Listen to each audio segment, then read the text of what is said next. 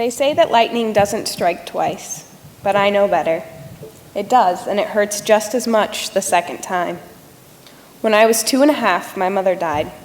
An aneurysm burst in her brain, leaving her comatose with little to no brain function. My dad ultimately decided to have doctors pull her from life support, a decision that not only deepened an already large divide between him and my grandparents, but set him into a downward spiral. I grew up not knowing my mom, not just because she died, but because she wasn't talked about. I saw my grandparents, 2 sweet Italian immigrants who loved more than humanly possible, 2 times a year for a couple hours each time. They always came bearing gifts, and as a child, I never understood why they loved me so much. Now I do. I am her, my mother, or at least I'm as close to being her as physically possible. I know and love my mother's family and the memory of her now. I've spent countless hours sitting around my aunt's table, sipping cappuccinos, and listening to her spin tales of my mom's clumsiness, her lack of cooking skills, and how she couldn't resist a good sale. I nod, knowing all too well that while science may not prove it, these are inherited traits. The first time my husband met my mom's family, it was like someone handed him a manual to my brain. Looking around the table and listening to the din of dinner table banter, it was obvious why I was never considered the quiet one. Somehow, by my 2nd birthday, I had mastered the art of following a dozen conversations at once and telling stories, not just with my words, but my hands as well. My dad remarried, and I had a relatively normal childhood. I called my new wife Mom, and for all intents and purposes, she was. If I needed new shoes, she bought them. If I wanted to go to a friend's house, I had to ask her permission. When I got my period, she celebrated. She and my dad had 3 more children, all boys. We fought like siblings only can, but stuck up for each other too. I attended numerous elementary schools, had a horrific couple of years of junior high, and graduated onto high school, where I had a secret boyfriend, a few good friends, and decent grades. My parents eventually split. Dad couldn't stay away from the Bible or the other ladies. After that, it was just us, me and Mom. I mowed the lawn, Mom and I kept the vineyard running, and eventually she taught me how to drive, but barely.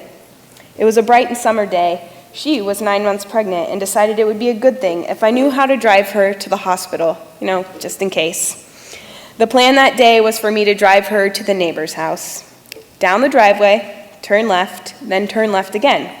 I could do this. I checked all 3 mirrors, adjusted my seat, looked for cars. Mind you, we were still in front of our house. At a snail's pace, I made my way 500 feet or so to the neighbors. It may have taken an entire 5 minutes. I can't be sure, maybe 10. As I turned into the neighbor's driveway, once more checking my mirrors, I heard laughter. I looked over to the passenger seat, only to find my mom beet red and doubled over in hysterics. She'd peed her pants. As a teen, I was mortified. Now, years later, after having a child myself, I kind of get it. God help us all if I'm the one to teach my daughter to drive. By the time I headed off to college, I was sad in a way to be leaving the home I grew up in. I'd no longer have the sweet smell of alfalfa wafting through my window on summer mornings, shelves of art supplies in the garage at my disposal, or a mother's guiding hand. 6 short months later, though, my phone buzzed, and I looked down to see it was my mom calling. I didn't pick it up because I was shopping. Remember those inherited traits? By the time it rang for the 3rd time, I knew I had to answer. It was my brother, and he said that our mom had collapsed and was taken to the hospital. I silently drove home, crying out to whoever would listen to please not take her. I wasn't ready to lose my mother again. Who would walk me down the aisle? I asked the steering wheel. What did my brother mean when he said collapsed? I knew a few hours later when the local sheriff sat us down and apologized for our loss. Lightning had struck again. It's taken years and the birth of my own child, but so much good has come from pain. I know my mothers are there, just beyond the veil. I feel her in the warm sunshine. I see her in my daughter's shy smile. I talk to her in moments of uncertainty, and I smile. I smile because I've been blessed tenfold since my mother's passings. I have too many mothers to count now. Aunts, friends, cousins, my mother-in-law, grandmothers.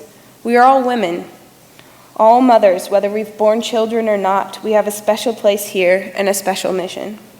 One Mother's Day a few years back, as tears fell, a quiet voice came over me and said, "Someday, too, you will be a mother, a daughter's best friend, and a confidant." There is strength and beauty in pain, and I look forward to the day when I can tell my daughter about her sweet, sweet grandmas and what a precious and beautiful honor it is to be called mom, one of a long line of amazing women. Everything I am or hope to be, I owe to my angel mother.